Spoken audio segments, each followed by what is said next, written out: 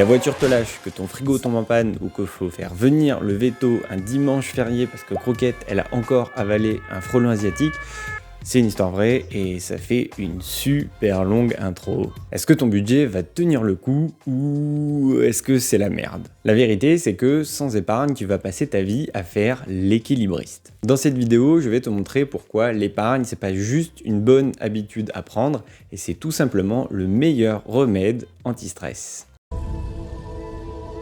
Dans cette série, on va poser les bases pour avoir une bonne santé financière. On va parler finances personnelles, épargne intelligente et bonnes habitudes, bref, tout ce qu'il faut pour construire un patrimoine solide. Il n'y aura pas besoin d'être un expert, ni même de vivre comme un écureuil. Il retrouve quelques noix qu'il avait cachées dans l'écorce épaisse de ce pin l'automne précédent. Juste besoin de comprendre comment faire travailler ton argent à ta place. Voici la leçon 1, pourquoi épargner ? Alors, que l'on soit clair, l'épargne n'est pas une punition. Bien trop souvent, on voit l'épargne comme une contrainte puisqu'il va falloir se séparer d'une partie de son salaire pour la stocker et s'en servir un petit peu plus tard. Sauf que comme on vient de trimer pour avoir cet argent, on a bien envie d'en profiter tout de suite. Alors, quand on a un gros salaire, il n'y a pas de souci, on va pouvoir répondre à ses besoins de base, se faire plaisir, épargner et même investir.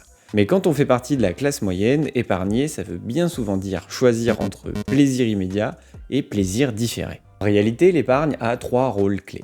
Te protéger en cas de galère, te faire kiffer en réalisant tes projets sans avoir besoin d'emprunter, et 3, acheter ton indépendance financière. Et figure-toi que ces 3 objectifs ont chacun leur type d'épargne, les voici. En premier, l'épargne de précaution, c'est ton bouclier anti-galère. La panne de voiture, le frigo ou la facture qui n'était pas du tout prévue, l'épargne de précaution est là pour ça. La vie est pleine de surprises et si on n'a pas un matelas de sécurité, on peut vite se retrouver avec des problèmes de budget, à découvert ou avoir besoin d'emprunter pour régler ces fameuses dépenses. Sauf que c'est pas très confortable, c'est facteur de stress et c'est une spirale infernale qui va t'empêcher de t'enrichir.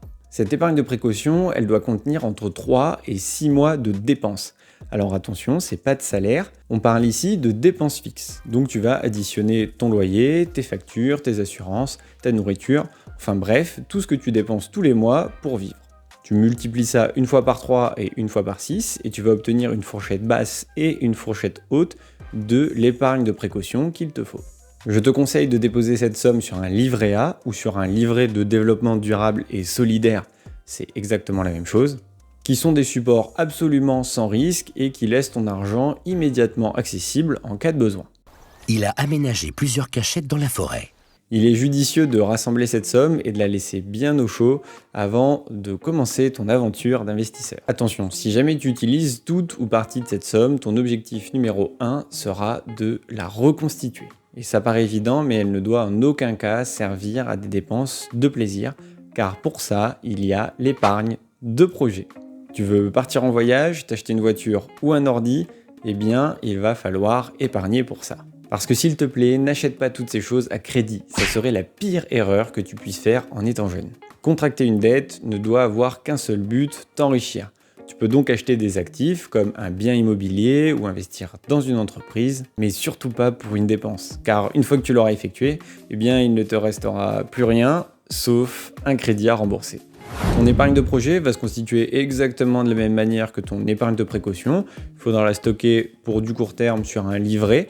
Donc bien sûr sur un livret différent, tu peux avoir un livret A et un LDDS. Et potentiellement sur des produits d'investissement pour faire travailler ton épargne via une assurance vie, un plan d'épargne en action ou un compte titre, si jamais tu as des projets à plus long terme, de 3 à 10 ans. Cela permettra à ton épargne de travailler, car laisser ton épargne de projet sur un livret, à cause de l'inflation, elle ne va pas prendre en valeur. Sur un livret A, elle sera à peine protégée. Ce qui nous amène au dernier niveau, l'épargne pour ton indépendance. C'est celle qui va te permettre de sortir de la course à l'argent, celle qui est très long terme et qui d'ailleurs n'est peut-être même plus sous la forme d'argent. Nous allons plutôt commencer à parler de ton patrimoine, puisqu'ici le but c'est de stocker la valeur de ton argent dans des actifs. Donc ça peut être une entreprise, ça peut être des actions, ça peut être de l'immobilier, mais le but est de conserver cette valeur dans la durée et pour ça, il faut que tu achètes des choses qui prennent en valeur dans le temps. Alors pour ça, les solutions sont très nombreuses. Ici, je n'ai cité que la bourse, l'entrepreneuriat et l'immobilier, mais il y a d'innombrables manières de faire fructifier son argent. Dans tous les cas, ne recherche qu'un seul objectif, celui de l'effet boule de neige. On parle également d'intérêt composé. Le but, c'est que ton argent travaille et que cet argent fasse à nouveau des petits. En gros, on va créer le Inception de l'argent pour qu'il se mette vraiment à travailler tout seul à ta place. Avant de te quitter, j'avais envie de te montrer un petit schéma pour que tu comprennes pourquoi est-ce que les riches sont toujours plus riches et les pauvres toujours plus pauvres. Je vais te présenter comment circule l'argent chez le particulier. Tu y retrouveras les 3 épargnes ainsi que 2 notions très importantes, celles d'actifs et de passifs. Premièrement, l'argent qui arrive en ta possession découle bien souvent de tes revenus. Ils peuvent être issus de ton salaire, mais également de revenus locatifs, de dividendes, d'intérêts, de business. Mais nous y reviendrons à la fin de cette explication. Il existe 3 grandes manières d'utiliser l'argent en ta possession. La première, c'est bien évidemment de le dépenser. Tu vas donc l'utiliser pour payer tes charges variables et tes charges fixes, mais également pour ton confort et pour te faire plaisir. Tu vas donc l'utiliser pour t'acheter des biens et des services qui seront ici considérés comme des passifs. Alors pour faire très simple, un passif, c'est tout simplement un bien ou un service qui ne t'apporte aucune valeur. C'est quelque chose contre lequel tu vas échanger ton argent qui va t'appauvrir. On pourrait le résumer tout simplement par une sortie d'argent. La deuxième manière de l'utiliser, c'est d'épargner, et c'est ce que nous venons de voir. Avec dans un premier temps ton épargne de précaution, et dans un second temps ton épargne à court et moyen terme pour tous tes projets. Et enfin, la dernière manière d'utiliser ton épargne, c'est donc de la conserver à long terme, avec pour objectif qu'elle prenne de la valeur. Tu vas donc l'investir. Mais finalement, investir, qu'est-ce que c'est? C'est tout simplement acheter des choses qui vont t'enrichir.